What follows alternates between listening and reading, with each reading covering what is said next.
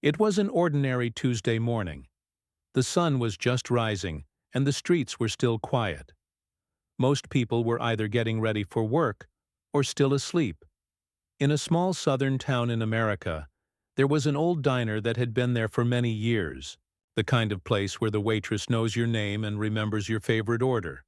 This diner wasn't fancy. It had red leather booths, black and white tiles on the floor, and a jukebox in the corner that still played old songs from the 60s and 70s. At exactly 7:30 a.m. the front door of the diner opened.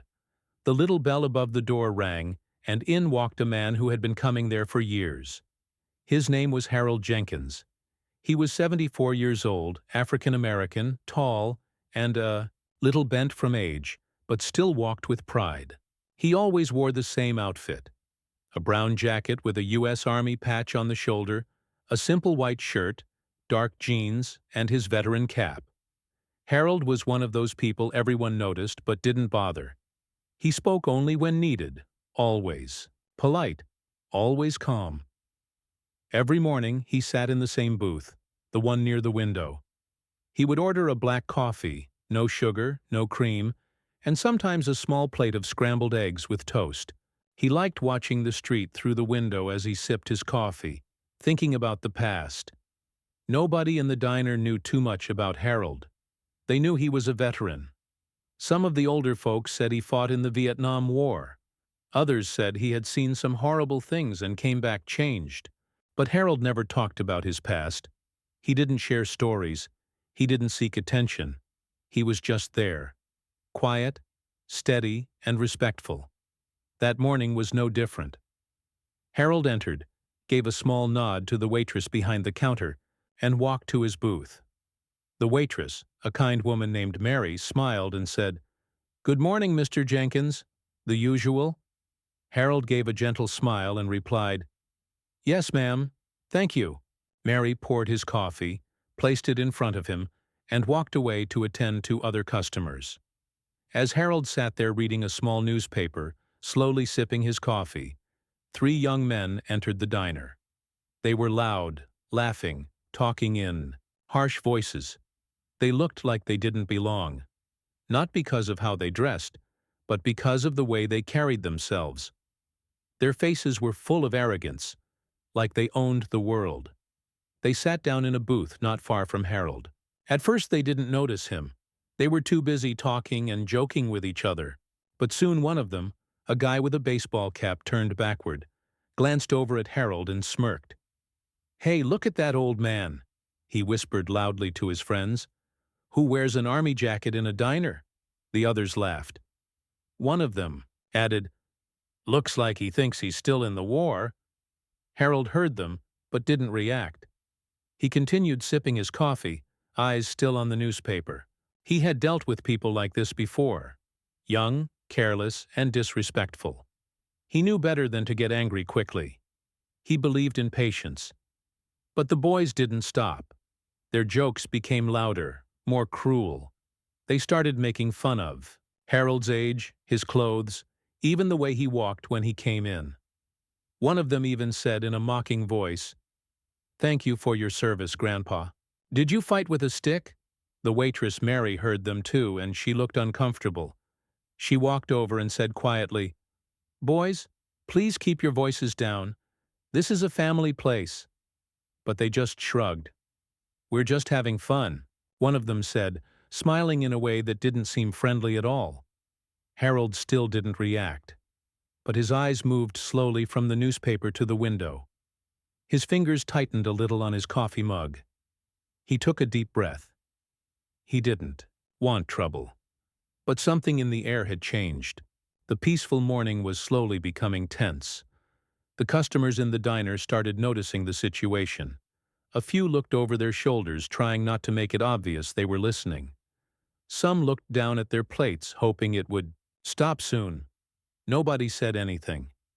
Nobody stood up for Harold. Maybe they were scared. Maybe they thought Harold could handle himself. Or maybe they just didn't know what to do. But the boys weren't finished yet. One of them stood up and said loudly, "Hey, old man, you still think you're a hero?" Now the whole diner was silent. Even the cook in the kitchen stopped clattering pans. Harold slowly turned his head. He looked at the boy, his eyes calm, but sharp like steel. He didn't say anything. He just looked. The boy hesitated for a second, but then walked toward Harold's booth. He pointed at the veteran cap Harold was wearing and said, "What's this? Your Halloween costume?" He reached out as if to touch the cap, maybe to snatch it. But at that moment, something unexpected happened. Harold gently placed his mug on the table, stood up slowly, not in fear, not in anger, but with quiet strength. The room was holding its breath. He wasn't just an old man anymore.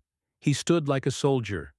Straight back, firm shoulders, eyes locked on the boy. He said in a voice that was low but powerful, "Son, you don't know what you're playing with." The boy's smirk faded. Harold took one small step forward and added, "You think you're strong because you're loud, but strength isn't in your voice. It's in how you carry pain without letting it turn you into something ugly." The boy looked confused. His friends didn't laugh this time. Something about Harold's presence had changed everything. There was a weight in his words, a quiet authority that couldn't be denied. From behind the counter, the cook, a tall man named Rick who had served in the Marines, walked out and stood next to Harold.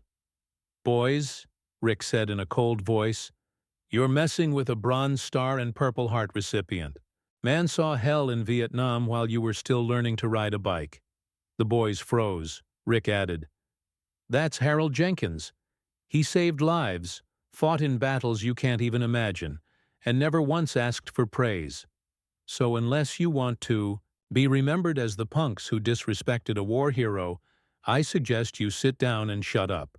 The main bully stepped back, suddenly unsure of himself. His friends looked away, ashamed. Harold didn't need to raise his voice. He didn't need to fight. He just looked them in the eye, turned around, and sat back down. He picked up his coffee, took a sip, and opened his newspaper again. Just like that, the moment passed. The diner had become quiet again. After that intense moment, everyone in the room seemed to return to their food, but their minds were still processing what just happened. Harold sat in his booth, calm as always, but there was a small heaviness in the air that hadn't been there before. He didn't show any anger or pride. He just turned a page of his newspaper and kept sipping his now slightly colder coffee. But the young boys who had been loud and arrogant a few minutes ago, they were no longer laughing. The three of them had gone back to their table, whispering among themselves now, their tones more nervous, more cautious. They kept looking at Harold from time to time, but none of them dared to say anything out loud anymore. One of them looked like he wanted to leave immediately, but the others stayed, trying to pretend like nothing happened. But it was clear that the energy had shifted completely. The disrespect had bounced back at them, and they didn't know how to handle it. Harold had been through worse than this, much worse. What happened just now wasn't something new to him. He had faced bigger dangers, crueler words, and more violent threats decades ago. In the war, and even before that, during his younger years when racism was open and unchecked. He had learned to carry that weight silently, with dignity. Today was just another test, and once again he passed without losing himself. Mary, the waitress, came over again, now looking more relaxed but still with concern in her eyes. "You okay, Mr. Jenkins?" she asked gently, pouring a little fresh coffee into his mug. Harold nodded once, a small smile on his lips. "All good, Mary. Just another day." But Mary couldn't help but say, "You didn't deserve that. They had no right." Harold looked at her for a moment and said quietly, "People like that, they're still learning. Pain has taught me patience. Maybe today they learned something too." She didn't know what to say, so she just nodded and gave him a warm smile before walking away. Meanwhile, in the corner, the three boys were still struggling with what had just happened. One of them, the one who had tried to grab Harold's cap, was clearly shaken. His name was Kyle. Until now, he had always thought of himself as fearless. tough. A guy who could say anything, joke about anyone, and not care. But standing face to face with Harold had changed something inside him. That man hadn't shouted. He hadn't threatened violence. And yet, Kyle had felt scared. Not because of harm, but because for the first time, he felt ashamed. He had seen something in Harold's eyes. A kind of silent power, earned through pain and survival. Kyle had never met someone like that before. His friends were still whispering nervously, but Kyle was quiet now. Something inside him felt like it had cracked. One of his friends said in a low voice, "Let's just eat and go, man. This place gives me the creeps now." Kyle didn't respond. He just kept looking over at Harold, thinking. In the back of the diner, Rick the cook was still standing near the counter, arms crossed, keeping an eye on everything. Rick was a former Marine who had served during the Gulf War. He had seen real bravery too, and he respected Harold deeply. In fact, Harold had been the one who helped Rick years ago when Rick came back from service, struggling with nightmares and confusion. Harold had sat with him many nights, helping him stay grounded, sharing quiet words of wisdom without ever making a show out of it. That's the kind of man Harold was. He helped, but never asked for credit.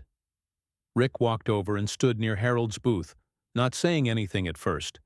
Harold looked up, gave a nod. Rick said softly, "They don't know what kind of lion they tried to poke." Harold chuckled lightly. "They're just kids," he replied. "They think they're strong because they've never been truly tested," Rick said. "You handled it better than I would have. I was ready to throw them out." Harold shook his head. "That wouldn't teach them anything. Let 'em feel their own shame. That lasts longer than bruises." Meanwhile, Kyle kept thinking about what Rick had said earlier. Bronze Star and Purple Heart recipient. Those weren't just words. He remembered seeing medals like that in history books. It meant that Harold had not only served in combat but had been injured and still kept going. That kind of courage wasn't something Kyle could even imagine. He looked down at his plate. The food didn't taste right anymore. Suddenly the door of the diner opened again, and a middle-aged man walked in, wearing a suit, holding a leather briefcase. He looked like someone important. The man spotted Harold instantly and walked over with purpose. "Mr. Jenkins," the man said politely. "Good to see you again." Harold stood up and shook his hand. "Good morning, sir. Didn't expect to. See you here?" The man smiled. "Passing through town. Thought I'd drop in and say hello." The two of them sat for a while and talked. The boys in the corner watched as this professional-looking man treated Harold with deep respect. They couldn't hear all the words, but they noticed the tone, respectful, almost admiring. The man eventually left after paying for Harold's meal at the counter without telling him, a small gesture of thanks. Kyle was now seriously confused. This old man, who was he really? He opened his phone and searched the name Harold Jenkins, Vietnam veteran. Within seconds, an article popped up, then another, and another. Kyle's eyes widened as he scrolled. Harold wasn't just any soldier. He had served in the 101st Airborne Division, parachuted into enemy zones, pulled wounded soldiers from burning vehicles, survived ambushes, and had once protected an entire village from being wiped out. He had received a Bronze Star for bravery and a Purple Heart for injuries received during battle. He had refused higher ranks to stay with his men. After the war, he had quietly volunteered in his community for decades, helping at-risk youth, mentoring troubled vets, and organizing charity drives. Kyle's hands trembled a little as he turned the screen to show his friends. They all leaned in and read the headlines. They felt sick. They had mocked a hero, not just a veteran, but a true warrior, a man who had seen things they could never imagine, and yet still chose to walk the world with peace. Now guilt washed over them like a wave. Kyle stood up.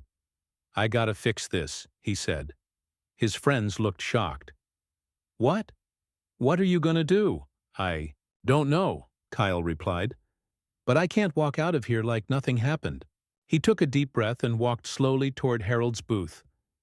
The whole diner seemed to go quiet again. Harold noticed him coming and looked up. Kyle stopped in front of him and spoke, voice low and nervous. "Sir, I want to say sorry for what I said earlier. It was wrong. I was stupid. I didn't know who you were. But that's not even the point. Even if you weren't a veteran, I still had no right to disrespect you." Harold looked at the boy quietly for a few seconds. Then, he said, "It takes courage to admit you were wrong. Maybe more courage than you think." Kyle nodded, his face red. "I'm sorry." Harold extended his hand. Kyle hesitated, then shook it. Behind him, Rick gave a small nod of approval. Harold said, "Don't let this be just a moment of guilt. Let it be a beginning. Learn respect. Walk better. Talk kinder." Kyle nodded again. "Yes, sir. I'll try." Harold gave a small smile and said, "Trying is where it starts." Kyle turned and walked back to his table, not with shame, but with a little more understanding. His friends looked at him differently now. Not as a leader of jokes, but someone who had faced something real and responded the right way. The rest of the breakfast passed quietly. The boys didn't speak much, but their energy had changed. And as they left the diner, Kyle looked back one more time at Harold, still sitting at the window, still sipping his coffee, still reading his newspaper. But now, to Kyle, he looked like more than just a quiet old man. He looked like someone who had carried the weight of history on his shoulders and never once let it make him bitter. And that was real strength. The sun had risen higher now, and the warm light was coming through the diner's windows, spreading softly across the black and white tiled floor. The red leather booths were glowing slightly in the golden light. It looked peaceful again, as if nothing had happened earlier. But for the people inside, especially Harold and the three young boys, something had surely changed. Harold sat quietly, still sipping his coffee, his eyes looking far beyond the streets outside the diner's window, but in reality, he wasn't watching the street anymore. His thoughts were somewhere else, somewhere far behind in time, in the jungles of Vietnam, in the shouts of battle, in the silence of fallen soldiers, in the long nights spent alone, with memories too heavy to forget. The apology he had just received from the boy named Kyle had been sincere. Harold could feel that. And although he had forgiven him, his heart had been stirred up. These kinds of incidents weren't new to him. He had spent a lifetime walking in silence while carrying the weight of things that most people never understood. And this morning, that weight had returned. Not as anger, but as a quiet ache deep in his chest. Rick, the cook, walked over again, this time holding a fresh plate of Harold's favorite eggs and toast. "On the house," Rick said gently, placing the plate down. Harold looked up, smiled a little. "You don't have to do that." "I know," Rick replied. "But I want to. You've done enough for this country.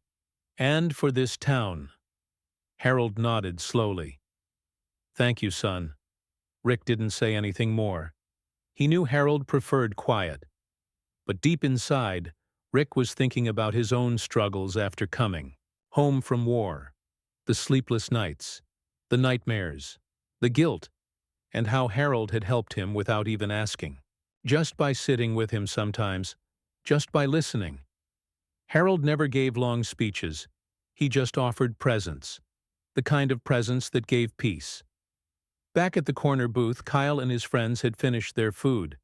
They were now just sitting silently, processing everything. Kyle was still thinking about the look in Harold's eyes, the way it held stories, not just war stories, but life stories. Struggle, loss, survival. It had made Kyle think about his own life. His father had left when he was young. His mother worked 2 jobs. He had always tried to act tough because inside he felt weak. He bullied people, made jokes, just to hide the fact that he didn't feel like he mattered. But now, after seeing a man like Harold, quiet, powerful, respected, Kyle started to understand something new. He whispered to his friend, "I want to talk to him again."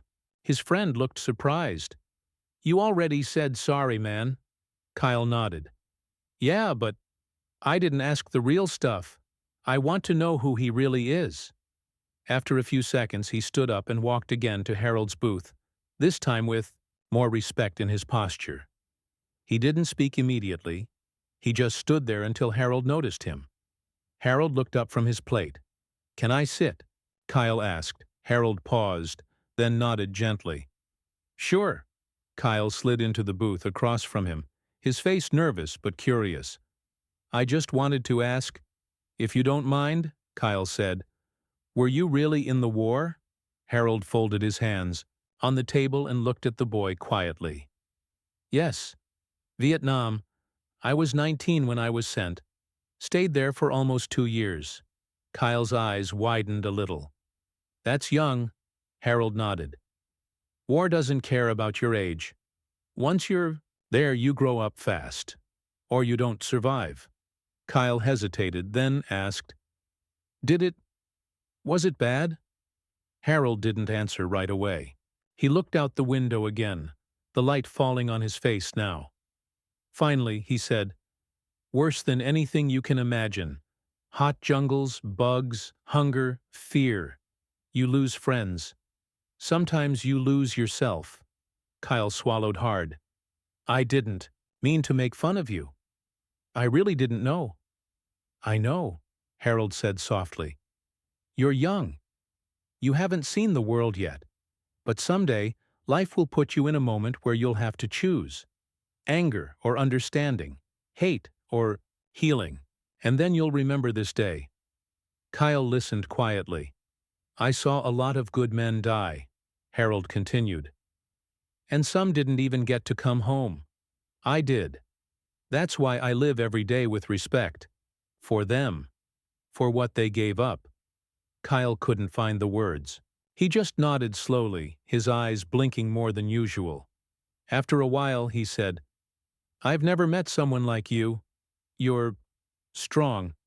Harold gave a tired smile. "Son, strength isn't just lifting weights or being fearless. It's waking up every day with pain in your heart and still choosing to be kind." Kyle felt something move inside his chest. It was the beginning of a kind of change he hadn't known he needed. "Do you ever get angry?" Kyle asked. Harold chuckled lightly. "Of course, I'm human. But I've learned to let my anger turn into purpose, not poison." At that moment, Kyle's two friends slowly approached the booth too.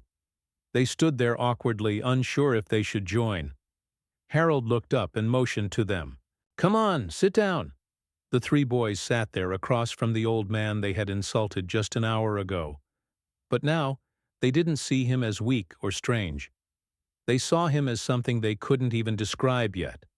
A living lesson. Harold spoke with them for nearly an hour. He didn't tell them war stories filled with blood or violence.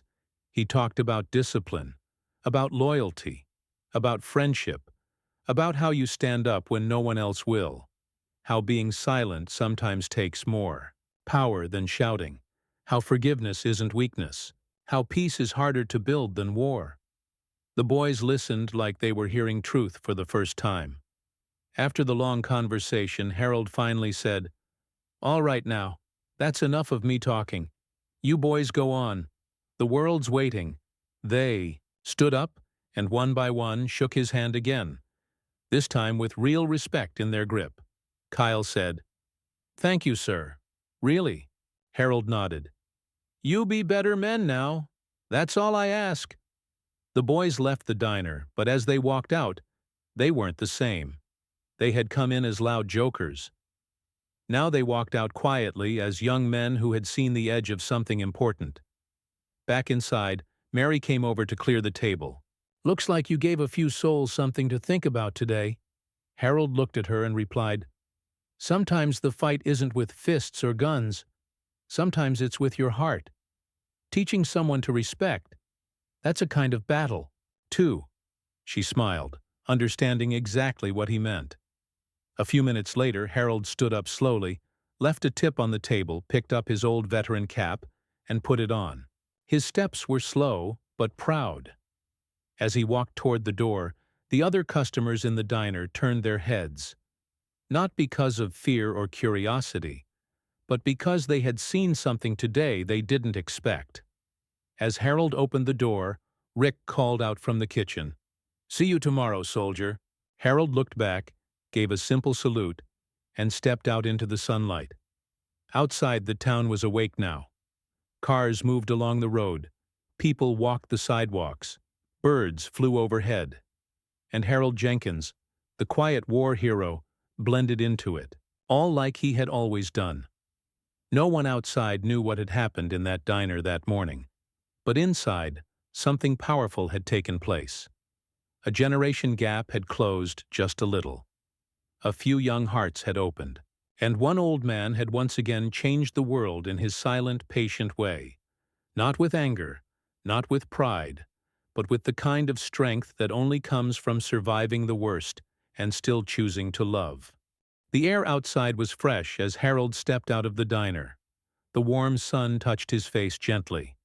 He adjusted his cap, his eyes scanning the street as if checking the world was still the same. And in many ways, it was. But inside that small diner, something important had happened. A quiet battle had been fought. Not with fists, not with weapons, but with respect, patience, and a heavy heart. Harold had walked in alone and silent, and now he walked out with the invisible weight of memory pulling slightly at his shoulders. As he made his way down the sidewalk, people passed by without knowing who he was, what he had seen, or what he had done. But Harold didn't need to be recognized. His pride wasn't in medals or applause. It was in his quiet dignity, in the strength it took to forgive instead of punish, in knowing that today, 3 young men had walked away thinking differently than they did before. Across town, those very boys, Kyle and his 2 friends, were still talking about him. They sat in a quiet corner of the local park. Their voices weren't filled with laughter or nonsense anymore. They were thoughtful, almost unsure of what to do with the feelings they were experiencing. Kyle said, "I keep thinking about what," he said, "about strength not being in muscles but in how you treat people." His friend replied, "Yeah, man. I've been thinking too. I can't believe we almost made fun of someone like him. That man's a legend." The third boy, silent until now, spoke slowly. "We need to do something, not just feel guilty. That won't fix anything." Kyle nodded. "Yeah, but what can we even do? We can't erase what happened." "No, but we can honor it," said the friend. "We can show we've changed." Back in his small home, Harold sat on his old armchair by the window, a cup of tea in his hand.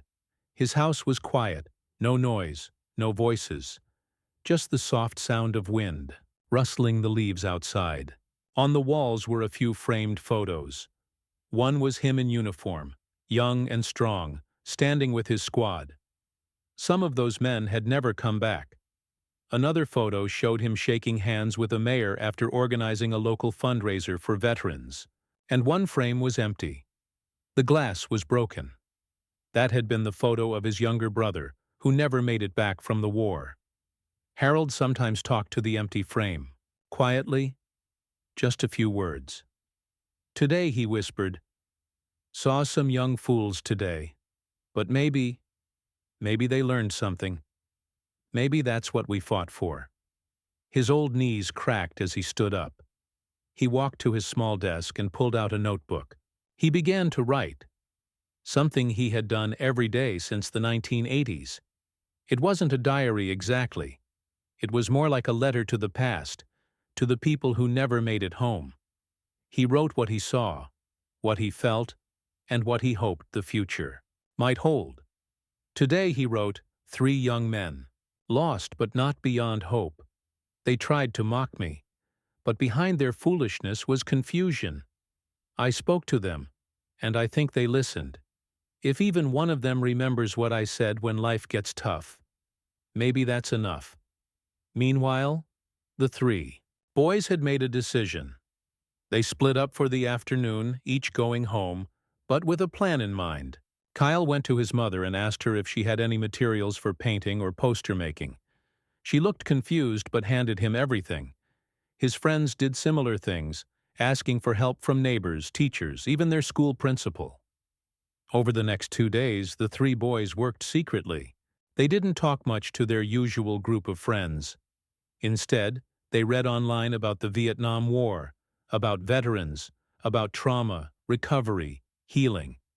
They read about racism, injustice, and the long fight for equality. They learned things their schools never really taught them. They were slowly waking up from the fog of teenage arrogance. And then, one bright Saturday morning, Harold was sitting once again in the diner. Mary brought him his usual breakfast, and Rick gave a wave from the kitchen. Everything seemed normal, until the bell on the door rang, and in walked Kyle and his friends. But they weren't alone. Behind them came a few other students from their school, some carrying rolled-up papers, others with small boards. Harold looked up, confused but calm. Kyle walked to him and said, "Sir, we didn't want to leave things the way they were. We've been thinking about everything. So we wanted to do something. It's not big, but it's from the heart." He handed Harold a large poster. It was a tribute, a hand-drawn image of Harold in uniform, with words surrounding it like brave, humble, hero, mentor, protector. Underneath, it was a quote that Harold himself had spoken days ago. "Strength is waking up with pain and still choosing kindness." Harold stared at it for a long time. Then he looked up at the boys. His lips trembled slightly. Another student stepped forward and handed him a printed certificate. It read, "Presented to Harold Jenkins for a lifetime of service, sacrifice, and silent strength. From the youth of this town." Harold couldn't speak. His eyes were wet. Mary placed a hand over her mouth, watching the moment unfold. Rick came out from the kitchen, wiping his hands on a towel. "You boys did this?" Kyle nodded. "We wanted him to know that we see him now," he said softly. Harold finally found his voice. It was shaky but strong. "Boys, you don't know what this means. Not just to me, but to every man and woman who came home in silence. This is more than a poster. It's proof that the next generation still has a heart." They sat down at a nearby booth, and this time Harold invited them over. He began telling them stories, real ones, not just about war, but about life. About growing up in the South where he couldn't drink from the same fountain as others. About being the first black sergeant in his unit. About losing friends not just to bullets, but to injustice. About coming home to a country that didn't always welcome him. The boys listened, mouths slightly open, realizing how little they had known. Harold's words didn't come with anger. They came with the wisdom of someone who had let pain become purpose. Rick brought out extra plates. The boys joined Harold for breakfast. People in the diner began to clap slowly. First one man, then a woman, and soon the whole room was applauding. Not for the boys. For Harold. That moment stayed with them all. Not because of speeches or dramatic events, but because it was real. A bridge had been built that day between generations, between past and present. A man who had been forgotten by many had been seen again, and boys who thought respect was old-fashioned had discovered that it was the foundation of everything good. Later that day, Harold returned home with the poster and certificate. He framed them both and placed them on the wall where the Broken's picture of his brother used to hang. Somehow it felt right. He stood in front of the wall and spoke softly. "Thank you, boys. You helped an old soldier feel young again, even if just for a day." And that night, when Harold sat in his chair with his tea, he felt something he hadn't felt in a long time. Peace. Not because the world had changed completely, but because maybe, just maybe, it had started to. A few weeks had passed since that Saturday morning at the diner. Life in the small town had returned to its normal routine. People going to work, kids going to school, the streets buzzing softly with daily sounds. But for some people in town, something had shifted permanently, especially for Harold Jenkins. After years of silence, after walking through life mostly unseen, the old veteran had found a new kind of peace. Not loud or dramatic, but soft and deeply meaningful. Harold still visited the diner every morning. The place had become more than just a spot to eat. It had become his second home. And ever since that morning with Kyle and the other boys, something had changed in the way people treated him. Strangers nodded with respect when they saw him. Young kids held the door open. Even the mayor came by one day, shook his hand, and thanked him for his service. Something that had never happened before. Not in all these years. But Harold never asked for attention. He wasn't looking for applause. He had always believed that real strength was quiet, that the greatest heroes were often the ones who never spoke about what they had done. But now, as he walked down the street, people smiled at him, and Harold smiled back, feeling a little lighter than before. At the same time, the three boys, Kyle, Marcus, and Tyrell, had also changed. Something inside them had awakened. They started helping out more in school. They joined a community volunteer group that helped clean parks and paint walls. They even organized a small fundraiser to support the local veterans' shelter. And when they handed the check over, Harold was there, watching proudly from the back of the crowd. One day, after a long walk around the neighborhood, Harold sat on his front porch sipping sweet tea. The wind was warm. A dog barked in the distance. The world felt gentle. That's when Kyle showed up, alone this time, carrying a small box in his hand. Harold stood up, a little surprised but happy. "Kyle, good to see you, son." Kyle nodded, a shy smile on his face. "Sir, I wanted to give you something. I made it myself. My uncle helped." He handed over the box. Harold opened it slowly, and inside was a hand-carved wooden plaque.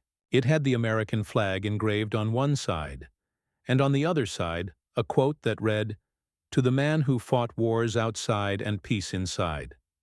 Thank you for teaching us what true bravery means."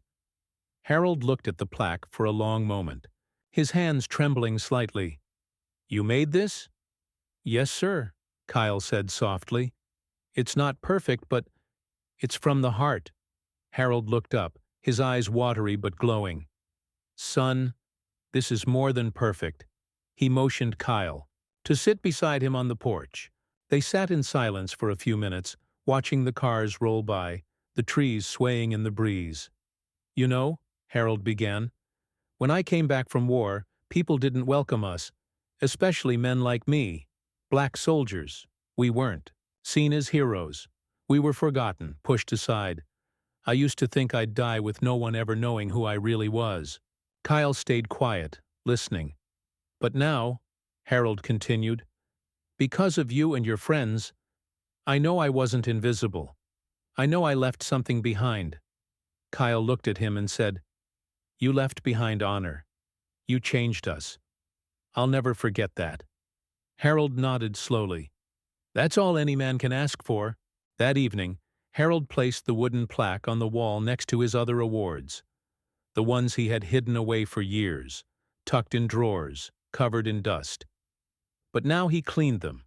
He put them on display, not to brag, but to remind himself that everything he had gone through had led to this, to healing, to connection, to being seen.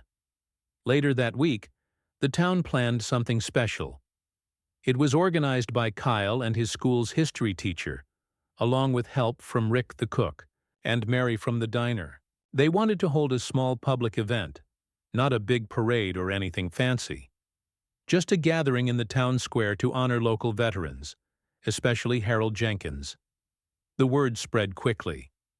On the day of the event, folding chairs were set up, small flags were placed along the sidewalks, and a local student band played soft music in the background. The townspeople came, some with kids, some with grandparents. They all gathered to hear a few speeches, say thanks, and show appreciation for the people who had quietly carried the country's burdens for so long. Harold had no idea how big it was going to be. Rick had invited him personally that morning, saying, "You might want to wear your jacket today, Harold." Harold laughed. "What for?" Rick grinned. "Just wear it." So Harold put on his old army jacket, polished his boots, adjusted his cap, and walked slowly toward the town square using his cane. As he turned the corner, he stopped. Hundreds of people stood quietly, and then when they saw him, they began to clap. Not fast, not loud, but steady, deep, real. It wasn't the kind of applause meant to celebrate a celebrity or a sports win. It was the kind that came from hearts, from respect, from understanding. Harold didn't know what to do. He stood there frozen for a moment. Kyle came running up, smiling wide. "Sir, this is for you." Harold slowly walked forward. As he reached the stage that had been set up, the mayor came down to shake his hand. The history teacher gave a short speech about Harold's life, his service in Vietnam, his years of silence, his quiet dignity. Then Kyle took the mic. He looked nervous but determined. "I once disrespected this man. I thought he was just an old guy who didn't matter. But that was before I learned who he really is, before I heard his story. And now I want the whole town to know he's not just a veteran. He's a hero, a teacher, a light in the dark." The crowd clapped again, many wiping tears. Harold stepped up to speak. He looked at the sea of faces, young and old. He cleared his throat. "I never thought this day would come," he began. "Not for me, not in this town. But here you are, and here I am. And I want to say something simple.